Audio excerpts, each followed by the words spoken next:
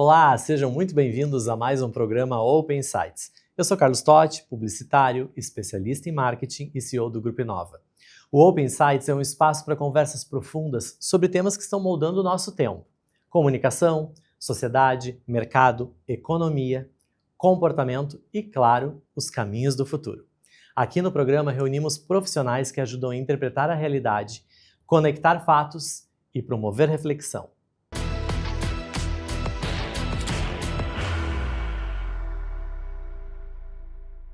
Hoje vamos falar sobre educação financeira, empreendedorismo e o crescimento do mercado de consórcios no Brasil. Nosso convidado é CEO da Tramontana Consórcio, empresa que atua há 8 anos no segmento de consórcios em Porto Alegre, atendendo clientes em todo o Brasil. A Tramontana se consolidou como uma das empresas líderes do setor, com quase 2 bilhões de reais sob gestão e resultados expressivos. Somente em 2025, foram 650 milhões de reais em vendas. Além da atuação empresarial, nosso convidado também se dedica à educação financeira, com um canal no YouTube que reúne mais de 100 mil inscritos, onde busca desmistificar o funcionamento do consórcio e tornar esse instrumento mais acessível ao público. Seja muito bem-vindo ao programa Open Insights, Eduardo. Totti, é um prazer estar aqui falando contigo e que apresentação, hein? Achei muito legal a maneira. O currículo é teu. Muito legal a maneira como tu falou sobre nós. É um prazer estar aqui. Parabéns pelo teu canal novo e que esse programa alcance o sucesso e o alcance que tu merece por tanta dedicação. Muito obrigado. Para começar, vamos falar desse nome.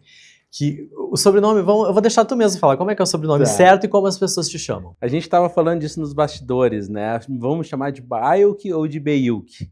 A verdade é que é Baiuk. Mas eu até meio confuso já, porque como todo mundo chama de Beiuk, acho que agora institulamos Beiuk de uma vez por todas. Fica mais fácil popularmente, né? Então, mas tu prefere que te chame de Eduardo ou de Beiuk? Beiuk. Então, vamos de Beiuk. Beiuk, então. Eu acho que hoje em dia, se tu for falar no segmento sobre o Eduardo da Tramontana, eu vou dizer assim, mas quem é Eduardo? Agora, se tu for falar de Beiuk, não, agora eu sei de quem tu tá falando. Então é Beiuk que ficou e assim vai ser. É que a persona acabou vindo agora na frente, né, do Eduardo. E foi uma coisa que foi natural, assim, porque nunca ninguém me chamou com o meu sobrenome. Mas no segmento falavam Beiuk, Beiuk, Beiuk, agora todo mundo me chama de Beiuk, inclusive a minha esposa, quando não tá lá muito feliz comigo, ao invés de me chamar de Eduardo, me chama de Beiuk. E o público agora de casa vai te chamar de Beiuk também. Estamos combinados. Bom, antes da gente falar dos nossos temas que são variados aqui no programa, eu queria começar pela tua trajetória. Como que nasceu a ideia de estar numa empresa de consórcio? Olha, para ser bem honesto contigo, foi algo muito ao acaso, né? Porque assim como ninguém pensa em comprar um consórcio assim que acorda, eu acho que ninguém pensa também em abrir uma empresa de consórcio. Então eu estava num momento um pouco sabático da minha vida, procurando o que eu ia fazer. A minha família falava sobre vai fazer um concurso público, aquelas coisas de mãe que quer que a pessoa tenha estabilidade, e eu não sabia se aquilo era bem para mim, até que eu recebi um convite para trabalhar com consórcio, e fui trabalhar num escritório de consórcio, e lá eu fiquei durante uns 2 anos e meio, mas eu sempre fui um pouco rebelde, assim, na minha vida inteira, na minha adolescência, acho que até na fase adulta eu sigo sendo. Então eu estava lá e sentia que algumas coisas poderiam ser feitas diferentes, eu dava ideias, as ideias não eram entregues. Eu pensei, bom, acho que agora está na minha hora, já tenho um know-how, não tinha grana, mas tinha um know-how, diz que precisa, né? Tu precisa ou ter a grana ou precisa ter o know-how. O principal é o conhecimento, a criatividade e a vontade de fazer. O dinheiro a gente corre atrás. Isso, esse acabou sobrando lá na época, eu tinha muita vontade, muita dedicação e sabia como fazer. E aí foi quando eu pensei, bom, vou abrir a minha própria empresa e fazer as coisas como eu acredito que elas precisam ser feitas. Que também é outra coisa que se fala muito, não tá satisfeito onde tá, vai para um lugar onde tu fique. Esse lugar era a minha própria empresa e foi um gol de placa acertei nessa decisão. E pensando nisso, né, que foi uma atitude de empreendedor, né, de criar a própria empresa. Empreender no Brasil a gente sabe que nunca é simples. Quais foram os principais desafios que tu encontrou no começo, assim, desse negócio? Como eu te disse, hoje eu olho para trás e eu falo de maneira bem honesta que foi uma atitude bastante irresponsável da minha parte. Porque quando a gente fala de empreender e de ter essa vida de empresário, requer que se tenha muita coragem. Às vezes a pessoa não toma a decisão, fica muito tempo parada para vir a empreender. Eu fui o oposto disso, eu realmente não estava preparado para esta decisão e fui fazer isto. Então esse foi a minha maior dificuldade, porque eu precisava vender num mês para pagar as contas do outro, vender num mês para pagar as contas do outro. Então era sempre muito agoniante, assim, qualquer coisa que saísse fora da rota, a máquina tinha que trabalhar muito mais. Sim, literalmente dirigindo, arrumando o carro enquanto ele anda. Exato. E aí a gente tem um parceiro, nosso sócio, que mais recebe a contribuição, que é o imposto, né? Então, grande parte daquilo que a gente ainda conseguia rentabilizar ficava de lado e a gente não conseguia reinvestir na maneira como a gente queria para crescer naquele momento. Né? Mal do Brasil, né? O imposto alto, sempre. Mas nesse período de poucos anos, poucos para um, muitos para outros. São 8 anos. São 8 anos. Que a Tramontana existe, ela alcançou resultados bem expressivos. Quais as decisões que tu atribui assim, que foram fundamentais para esse crescimento tão rápido?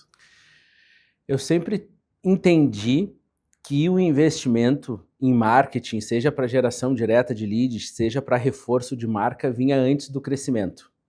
Agora, 8 anos passados, e sendo já uma referência no mercado e batendo papo com outros empresários do mesmo segmento e até de outros, eu consigo perceber que as pessoas, de maneira geral, também não posso radicalizar aqui, mas de maneira geral, elas primeiro buscam encontrar um patamar, para depois fazer um novo investimento para subir aquele patamar. E a gente, lá na Tramontana Consórcios, através dessa minha rebeldia, a gente sempre entendeu que, cara, vamos investir aqui, vamos aumentar a força da nossa marca, vamos aumentar a distribuição de leads, vai virar, vai acontecer. Então, todo o crescimento que veio, primeiro teve a tomada de decisão de investir e correr o risco de aquilo dar certo ou não. E tu sempre teve a confiança, assim, que alcançaria esses números tão expressivos? Não. Hoje, no percurso, eu fui estudando bastante, aprimorando as minhas técnicas e as minhas tomadas de decisões, mas todas as decisões que eu tomei, pelo menos na metade dessa trajetória, foi pensando, será que é a decisão certa? Será que é a decisão correta? Será que é o momento? Eu não tinha todas as respostas, mas como tu disse, tinha vontade de fazer, então, bom, vamos ver. No meio do caminho eu errei algumas decisões, mas o saldo é positivo e a gente conseguiu encontrar esses números. E uma coisa que sempre me acompanhou muito foi a ambição. Né? Eu sou um aprendiz do Flávio Augusto e ele diz que um grande vendedor ele é formado por 3 pilares, um grande vendedor de alta performance. O primeiro é justamente a ambição, a fome, a vontade de fazer o negócio acontecer, de sair de um plano A e ir para um plano B, se movimentar nesse sentido. O outro é técnica e outro é gestão de emoção. Mas sobre esta, que é a ambição, eu sempre tive muito. Então, e é um pouco complexo, né? Porque a gente fala às vezes de ambição e é mal visto, mas eu sempre quis, eu quero ser o primeiro da rua, depois eu quero ser o primeiro do bairro, o primeiro de Porto Alegre, Grande Porto Alegre, Rio Grande do Sul, Brasil, eu sempre fui, assim que eu chegava num degrau, eu mirava o próximo. Mas essa ambição eu acho que é muito importante, as pessoas, como tu citou aqui, levam para o lado às vezes pejorativo, mas é ela que faz a gente se impulsionar, a gente ir atrás de novos desafios, de novas conquistas, e é importante isso. E no primeiro ponto, no primeiro dos 3 pilares que tu falou sobre esse movimento, né, de se mexer, sair da cadeira, tem uma pessoa que me ensinou uma vez uma sigla muito boa. TBC. Uau. Pratica o TBC, tirar a bunda da cadeira.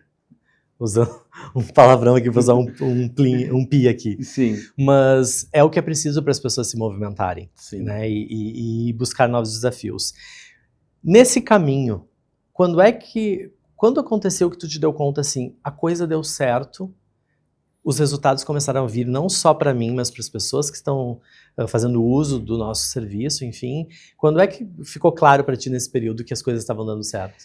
Sabe o que é muito curioso? Porque 8 anos, de fato, não é uma longa trajetória. É bastante porque a gente vive o dia a dia e sabe como isso parece muito mais do que 8. Mas na prática, 8 não é muito. Esses tempos eu tive num evento lá no Instituto Ling e eu estava no meio de empresários, inclusive tive a oportunidade de fala para trocar experiências com essas pessoas e perguntavam o tempo de empresa dessas pessoas. E as pessoas diziam 30 anos, 40 anos, e eu lá com meus 8 estava me achando. Eu vi que 8 é pouco. Mas durante essa trajetória, sabe o que eu sempre pensava? Olha que aflição. Eu só quero completar 1 ano. eu só quero completar 2 anos, 3 anos, eu ia ano a ano, assim, completei mais um. Mas as coisas mudaram de maneira bastante significativa, Totti, quando a gente, por mais clichê que possa parecer, porque se fala muito disso hoje em dia, a gente encontrou o nosso propósito. Porque quando eu abri a empresa, eu queria ter mais conforto na minha vida, eu queria ter coisas melhores para mim e para minha família. Era isso que eu queria, sendo bastante honesto. As coisas andavam bem porque eu sabia vender consórcio, sempre soube, sempre fui um bom vendedor, inclusive antes da minha vida empreendedora. Mas numa conversa que eu tive na sala de casa com Deus, num momento de bastante dificuldade, as coisas não estavam boas, ele falou comigo e disse assim: vocês vão ser os maiores do Brasil. E aí nesta conversa meio maluca, mas vocês precisam transformar a vida das pessoas, tanto dos meus clientes quanto das pessoas que trabalham comigo. Então, neste momento, eu virei a chave de uma forma onde eu comecei a olhar muito para dentro e para quem estava nessa jornada junto comigo. Então, a minha energia, meu tempo, a minha dedicação, o meu investimento foi todo voltado para a galera que estava lá comigo. E aí foi quando eu acho que acertei em cheio, porque os números começaram a decolar bastante e eu já parei de ter aquela agonia. Será que nós chegaremos no próximo ano? Agora a gente já olha para projetos em 2028, 2029. Então acho que foi neste momento desse entendimento para onde a gente deveria focar as nossas energias. E hoje, liderando uma empresa com quase 2 bilhões sob gestão, né? Sim. Qual é o maior desafio como CEO tendo essa responsabilidade?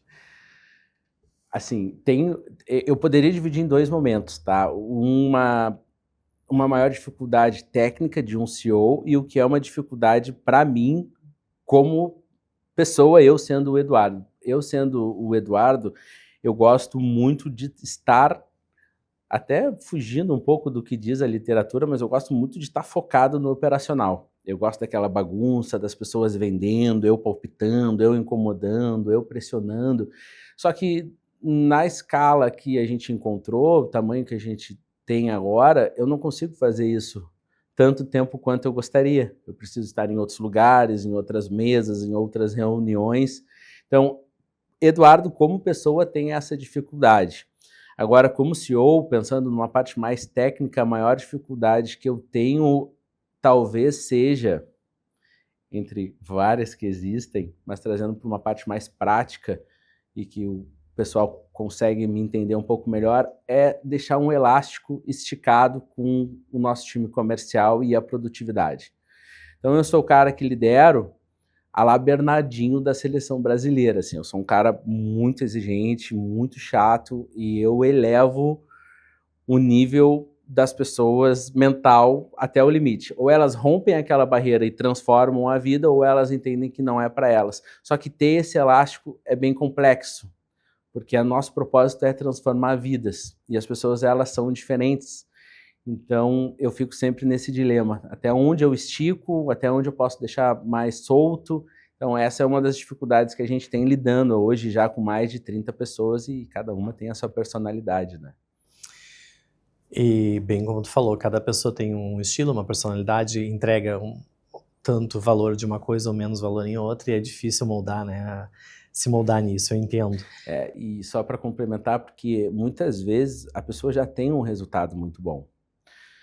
Só que como eu tenho uma ambição muito grande para Tramontana Consórcios e eu preciso das pessoas dispostas a traçar esse caminho junto, elas já são super boas. Só que não me adianta elas serem super boas do mesmo jeito durante um semestre, 2 semestres inteiros. Se elas são muito boas num semestre, no outro elas já têm que fazer algo que elas não faziam antes. E às vezes elas pensam, mas que saco, quando que vai ser suficiente? Mas aí tem um outro lado, assim, que tem um lado onde eu sou muito paizão, eu realmente consigo, modéstia à parte, administrar isso, mas em alguns momentos eu sou um pouco odiado. Faz parte do negócio, Faz né? parte. A gente é amado, odiado todos os dias por todo mundo. Mas falando em negócio, usando essa palavra, eu acho que quem está em casa às vezes tem dúvida de como funciona a operação de um consórcio, como é um consórcio, como que ele acontece. Eu acho que esse é um bom momento para elucidar isso. Para as pessoas que têm interesse em saber o que é um consórcio, de fato, no linguajar assim super claro e objetivo. Sendo bastante objetivo, o consórcio é uma ferramenta de compra planejada. Talvez essa minha definição não pudesse ser mais engessada, mas ela é assim, num conceito básico, é uma ferramenta de crédito para bens de consumo. Só que não é uma ferramenta onde tu vai, por exemplo, no banco, assina o papel e sai com crédito para utilizar tal como num financiamento. Claro que aqui eu estou sendo bem simplista, né? Nenhum financiamento é bem assim. Tu precisa antecipar isto. Geralmente, tu precisa fazer isso quando tu não tem intenção nenhuma de compra. Porque tu vai ter uma intenção de compra em algum momento lá na frente. E aí, quando tu precisar desse crédito, o consórcio já te entregou, tá lá esperando. E aí tu consegue fazer essa aquisição de uma maneira muito mais barata, porque no consórcio não tem juros. Então esse é o grande desafio que a gente encontra se tu for pensar, pensando na população brasileira, sem juízo de valor, mas não é uma galera que super se planeja, né? É uma galera que deixa as coisas para a última hora. E quando ela deixa para a última hora, ela vai pagar mais caro, porque o financiamento ele é muito caro, principalmente com a taxa Selic em 15% como ela é hoje. Então tu vai financiar um imóvel, tu vai pagar 3 vezes o valor dele. E não é papo de vendedor aqui, é assim na prática. Com o consórcio não, tu consegue comprar um imóvel pelo valor dele.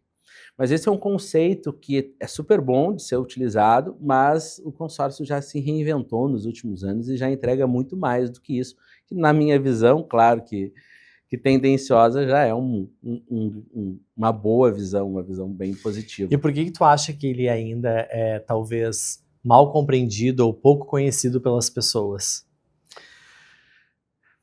Muito bancário assiste o teu programa, será? Provavelmente. Tá, então essa é uma fala minha, tá? Não tem nada a ver com o Totti.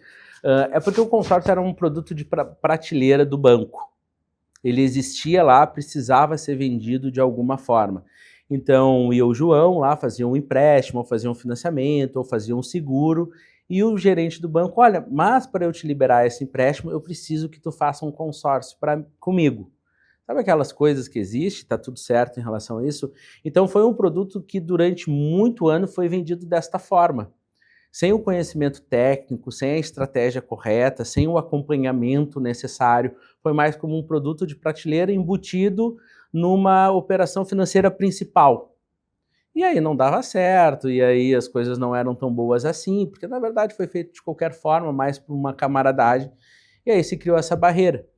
Essa barreira ela tem sido derrubada nos últimos pelo menos 3 ou 4 anos, quando nessa desmistificação do consórcio, que na Tramontana a gente chama de consórcio 4.0, ele começa a ser usado como uma potente maneira de investimento. E a gente pode até entrar aqui em alguns detalhes, mas também não vou ser tão maçante nesse ponto, mas nesta visão, as corretoras, por exemplo, como a XP, BTG Pactual, Banco Safra, inclusive os grandes bancos, começam a falar muito sobre consórcio. E aí essa barreira começa a diminuir. Porque a galera olha assim, se a XP está falando de consórcio, se BTG Pactual está falando de consórcio, alguma coisa positiva tem aí. E aí começou uma crescente. A verdade é que desde que eu trabalho com consórcio, ano a ano, o consórcio superou os números do ano anterior, batendo recordes.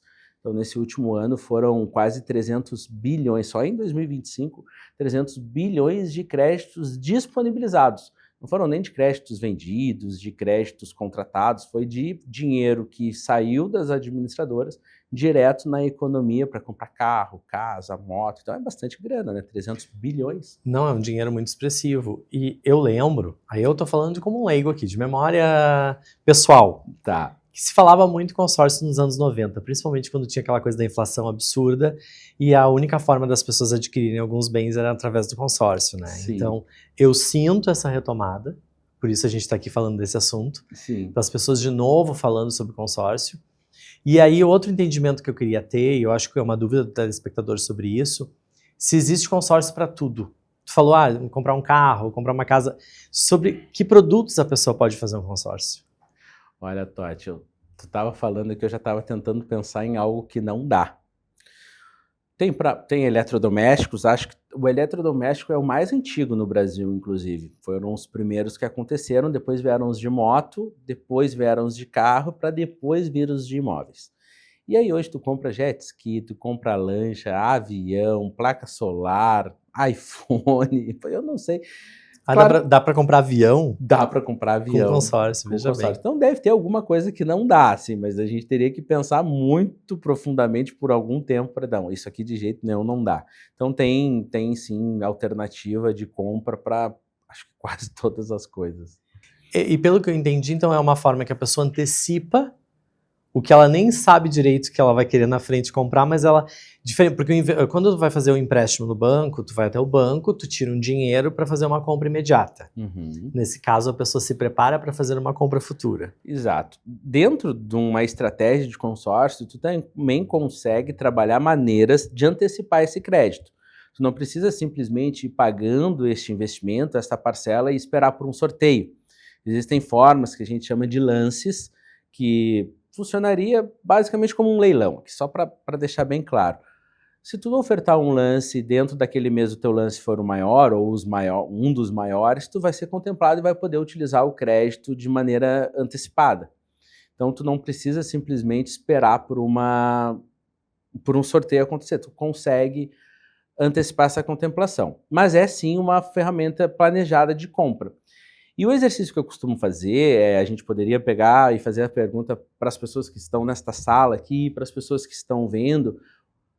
Por exemplo, não vai querer trocar de carro daqui a 2 ou 3 anos, pelo menos, se tu não quiser, tu não conhece alguém que vai querer, talvez tu não vai querer trocar de imóvel em algum momento, ir para um imóvel maior, se não uma casa na praia ou um sítio, são desejos que a pessoa, de maneira geral, naturalmente tem. Troca de carro, imóvel maior, um imóvel de lazer. Então, se eu sei que eu vou precisar disso, eu vou ter esse desejo, por que eu já não me antecipo a forma como eu vou fazer para ter isso de maneira mais econômica, sem me desgastar tanto financeiramente e até em relação ao tempo da vida, porque num consórcio, em relação ao financiamento, é metade do período para pagamento. Então é mais ou menos esse exercício que eu trago.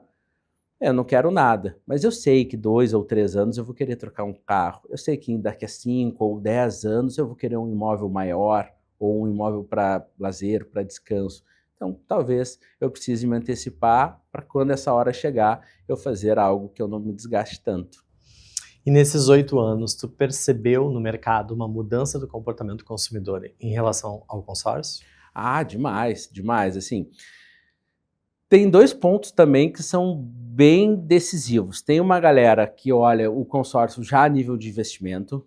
Eu vou fazer o meu consórcio como uma poupança forçada, uma disciplina financeira.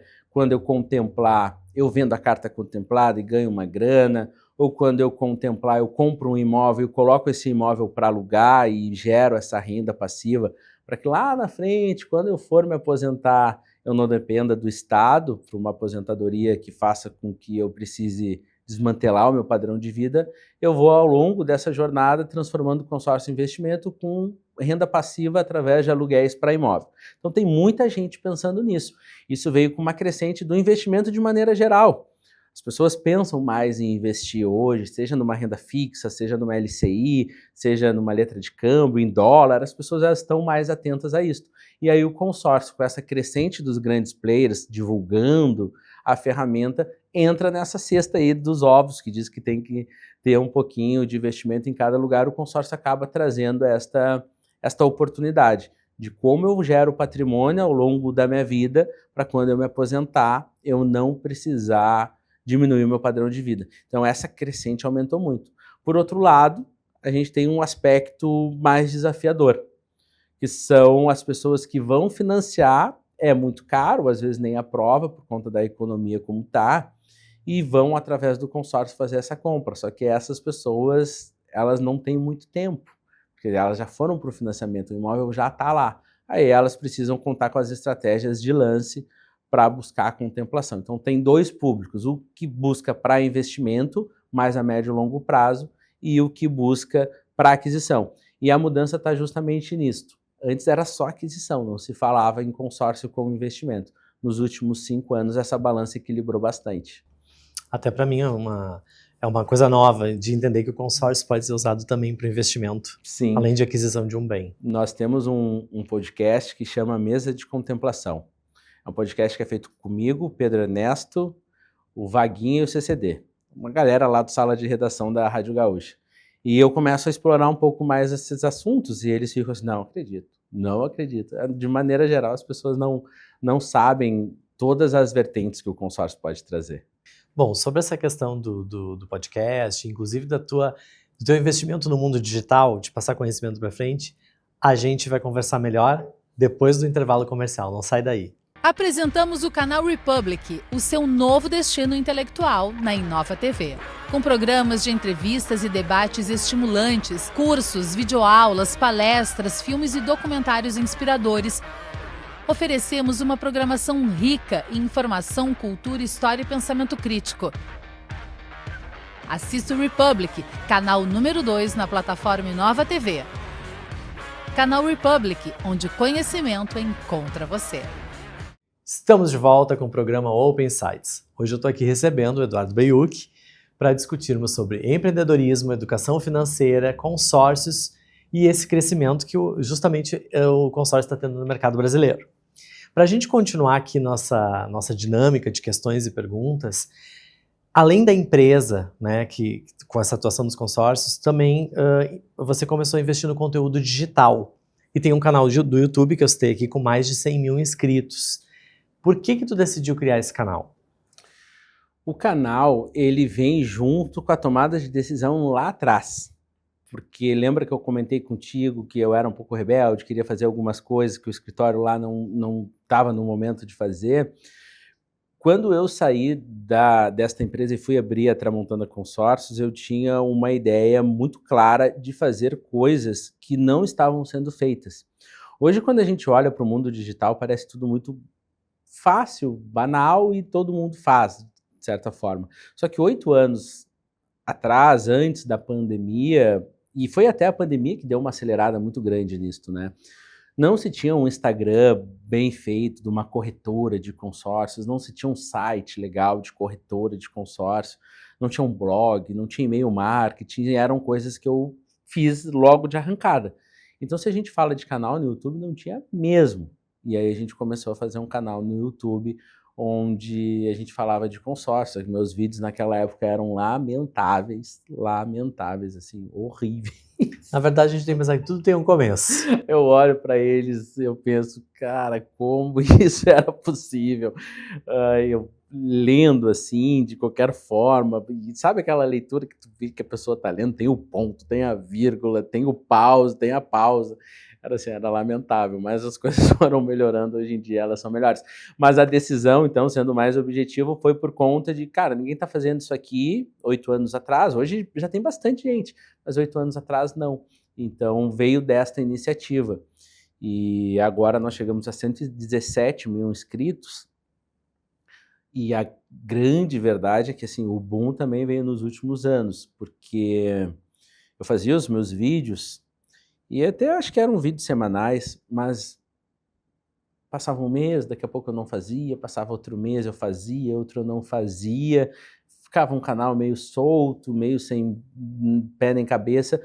Há 2 anos, quando eu resolvi fazer da plataforma YouTube um canal de captação de lead e divulgação de conteúdo e de ensino, aí são vídeos todas as semanas, faça chuva, faça sol, todas as semanas tem. E agora a gente tem 2 vídeos por semana. Então a gente está investindo bastante. E aí veio numa escalada bem forte. Sim, foi se profissionalizando para, inclusive, atender melhor quem tá, o usuário que está consumindo a informação. No meio do caminho eu comecei a participar de mais eventos, falar mais em público, falar mais com a câmera.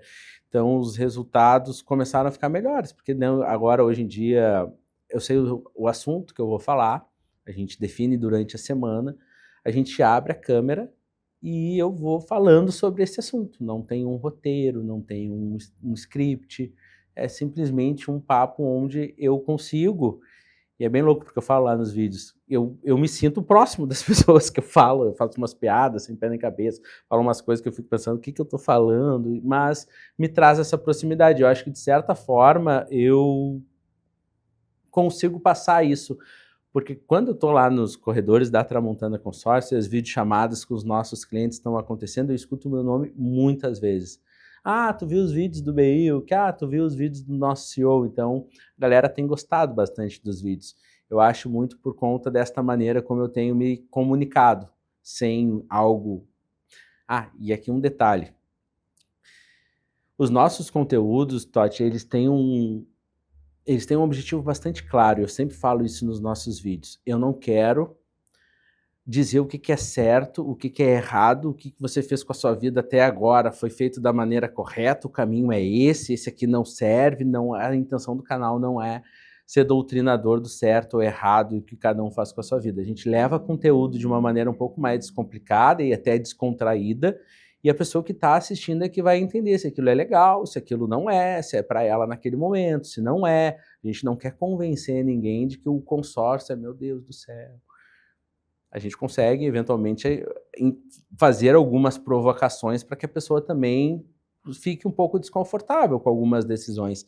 Mas não é a nossa intenção dizer o que é certo e o que é errado. Eu acho que esse é um ponto positivo do nosso canal. Esse juízo de valor e, ao mesmo tempo, o fato que tu trouxe aqui de ser natural. Sim. De trazer uma verdade. Talvez justamente seja isso, que as pessoas se conectam com um conteúdo que teria tudo para ser muito denso. Sim. E elas podem absorver de uma forma mais natural. E aproveitando esse contexto, na tua visão, o conteúdo digital, ele se tornou uma ferramenta super importante assim, para democratizar a educação financeira? Sim, sem dúvida. Mas também traz um desafio, né? Justamente por conta do que vai ao encontro disso que eu disse, sobre não determinar o que é certo ou errado, mas não é todo mundo que pensa como eu penso. Tem gente que vai vender a ideia que é desta forma, só desta forma e mais nada vai funcionar. E isso acaba gerando uma confusão, muitas vezes, sobre como as coisas funcionam de fato. Então eu tiro um pouco o meu lado vendedor desses meus vídeos e trago mais a informação. Então, sem dúvida nenhuma, traz a facilidade de todos terem informação de mais fácil acesso. Mas tem que ter um cuidadinho de onde essa informação está vindo também, para não virar um carnaval. E o brasileiro, de modo geral, vamos falar do brasileiro média, né? Ele tem evoluído nesse ponto, em termos de educação financeira? Olha, pesquisas apontam que o brasileiro está cada vez mais endividado. Esta é a verdade. Mas o consórcio, ele, em contrapartida, vem crescendo num movimento onde as pessoas trazem uma consciência maior para essa dificuldade. Então eu acho que sim, o povo brasileiro está buscando alternativas para driblar essa dificuldade financeira, até muitas vezes imposta pela própria economia, mas ele vem se interessando mais sobre o assunto, não só sobre consórcio de maneira geral, mas no investimento de uma forma, até por conta dos grandes players, Thiago Nigro, Bruno Perini, trabalham muito forte a ideia de se ter uma segurança financeira. Então eu acho que isso também vem numa crescente positiva assim. Por um lado, a gente tem pessoas mais endividadas, mas por outro lado, nós temos pessoas buscando alternativas para que consiga ter uma disciplina financeira. E tu acredita que o endividamento, por exemplo, a má gestão financeira das pessoas, seja o maior erro que elas cometem, né, em termos de economia doméstica? Eu acho que sim, Totti, porque o povo brasileiro, de maneira geral, ele está sempre muito preocupado com prazeres imediatos. É uma galera que quer fazer esforço para aquilo que vai dar retorno a curtíssimo prazo, com uma dificuldade muito grande de conseguir raciocinar que a vida vai muito mais além do que aquilo. Então, muitas vezes, se abre mão desse futuro mais tranquilo para um prazer imediato, e é aí que mora o perigo, porque eu vou satisfazendo a vida de prazeres imediatos, mas o tempo vai passando. E com o tempo passando eu não estou fazendo nada. E aí daqui a pouco eu já não tenho mais o tempo suficiente para fazer com que eu tenha uma segurança financeira lá na frente. Então eu acho que sim, esse prazer imediatista é o que traz essa maior dificuldade. E dentro desse contexto do imediatismo, do comportamento brasileiro, tu acha que está havendo algum tipo de mudança geracional com quem está chegando agora ou continua a mesma coisa? Olha, Totti, essa é uma pergunta que talvez eu ainda não tenha respondido. Mas eu acho que é uma provocação bem importante para quem está em casa, pensar se os filhos estão sendo educados para pensar nisso também. Olha, eu achei ótima pergunta. Eu achei ótima pergunta e eu tive que formular aqui uma resposta rápida. E eu acho que sim, a gente tem uma esperança nesse sentido, porque se a gente for pensar na nova geração, no que diz respeito a prazeres imediatos, é uma galera, por exemplo, a indústria do álcool, ela é uma indústria que está com os cabelos em pé, porque as pessoas elas já não bebem como bebiam antes. O novo hype agora, as comunidades são comunidades de corrida, de bem-estar, que se for parar para pensar, são prazeres que não são imediatistas. Talvez sim, tenha a endorfina daquele momento, mas o resultado vem muito mais a longo prazo. Então, se a gente tentar levar por essa lógica e tentar criar uma analogia, talvez a nova geração esteja mais preparada para lidar com o planejamento financeiro, sim, porque de certa forma já entende que prazeres não precisam ser todos imediatos. Ao mesmo tempo, eu li uma notícia recentemente que dizia que os jovens não estão tão preocupados em adquirir bens, né?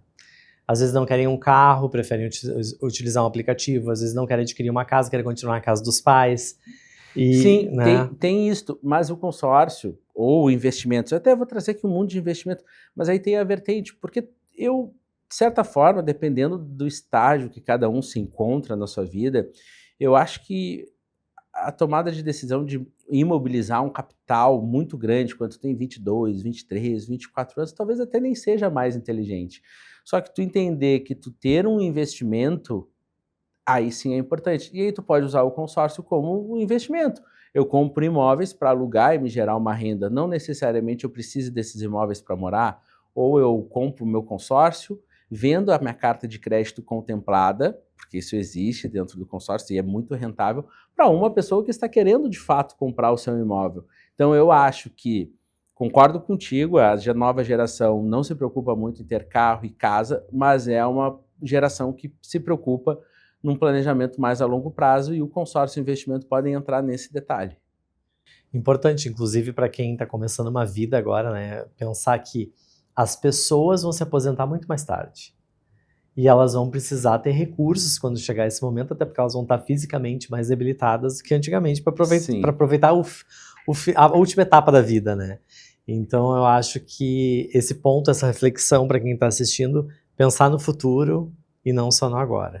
Eu falo muito sobre isso, e eu falo quase igual o que tu falou agora, né? Porque quando nós formos mais velhos, nós não vamos ter a capacidade e nem a energia suficiente para continuar gerando aquela renda que nós estabelecemos como padrão de vida ao longo da vida inteira. Então, no momento onde eu posso desfrutar com mais tempo, com mais tranquilidade, eu vou querer desfrutar com menos qualidade? A tendência é que eu não queira. Então, os exercícios financeiros que eu faço ao longo da minha trajetória vão impedir com que eu precise desacelerar lá na frente no que eu gosto de viver. Eu trago sempre muito um exercício assim, para as pessoas de 30 anos, por exemplo, 25, 30, 35, mas leva a 40. Se a gente pensar num consórcio imobiliário de R$500 mil, que tem um investimento mensal de 1.300, não é um super investimento. E se eu for contemplado a cada 5 anos, que é uma perspectiva bastante conservadora, isso quer dizer que daqui a 30 anos eu tenho 6 imóveis sendo gerado renda para mim. Pô, então eu tenho 30 anos, no meu caso, eu tenho 37, eu tenho os meus consórcios. Quando eu tiver 67 anos, eu tenho 6 imóveis gerando renda para mim, esses imóveis se valorizaram ao longo do tempo, então eu tenho um patrimônio adquirido que eu não vou precisar, daqui a pouco, desacelerar tanto naquela qualidade de vida que eu estabeleci. É esse exercício que eu trago. Pô, tem 30 anos, tem 35, pensa em tu adquirindo um imóvel de 5 em 5 anos, que beleza, que coisa boa. Se eu te perguntasse, tu acha, pô, daqui a 30 anos não quer ter 10 imóveis, ninguém vai dizer que não. Não, eu inclusive com 45, nem são os 35, já estou pensando em ter um apartamento ou um imóvel a cada 5 anos. Então eu acredito fortemente que é um exercício que a gente precisa trazer, porque a gente não vai ter tranquilidade quando a gente se aposentar, e não é um papo político de A ou B, mas a gente vê como as coisas são, tá? Daqui a pouco, na nossa vez, não vai nem ter. Então, o que eu faço durante minha trajetória vai me dar tranquilidade ou não. E nessa perspectiva, por que tu acha que existe ainda tanta resistência, assim, no Brasil, principalmente, em falar sobre dinheiro? Como se ter dinheiro, como se ter sucesso, como se ter uma reserva fosse uma coisa ruim. Enfim, as pessoas têm um certo milindre em falar de dinheiro, né? Eu acho que sim, eu acho que está muito ligado a uma confusão que se faça sobre o que é ambição e o que é ganância. E as pessoas, elas tendem a entender alguém ambicioso e bem-sucedido como alguém ganancioso. E alguém ganancioso é alguém que passou alguém para trás, alguém que ganhou dinheiro às custas de outra pessoa. E para que essa imagem não se confunda, as pessoas, de certa forma, ficam um pouco mais conservadoras em explorar esses assuntos.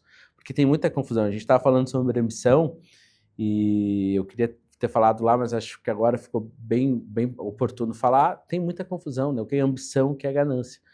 E aí se confunde isso, e para que não seja exposto ao mundo digital como ele é hoje, as pessoas ficam um pouco mais conservadoras em falar sobre dinheiro, em falar sobre sucesso, em falar sobre aquisições. E no mundo atual, a tecnologia, tanto software, tanto aplicativo, tanta coisa acontecendo, a tecnologia também está ajudando o mercado dos consórcios? Olha, eu não vejo ainda muita influência. Assim, ajuda se a gente for pensar assim, na empresa, como em processos comerciais e de atendimento a cliente, e nessa qualidade da empresa para um cliente, sim, tem interferência. Mas agora no segmento, de uma maneira geral, ainda não há onde ela tenha modificado significativamente o segmento. O que mais te motiva hoje? É crescer como empresário ou, pegando esse viés da tua rede social, contribuir para uma sociedade mais consciente financeiramente? Pode ser as duas coisas, né? São as duas coisas, contribuir, e eu tenho falado muito sobre isso lá na empresa, porque quando a gente trabalha muito tempo com venda e estuda muito sobre vendas, a gente sabe como fazer uma venda.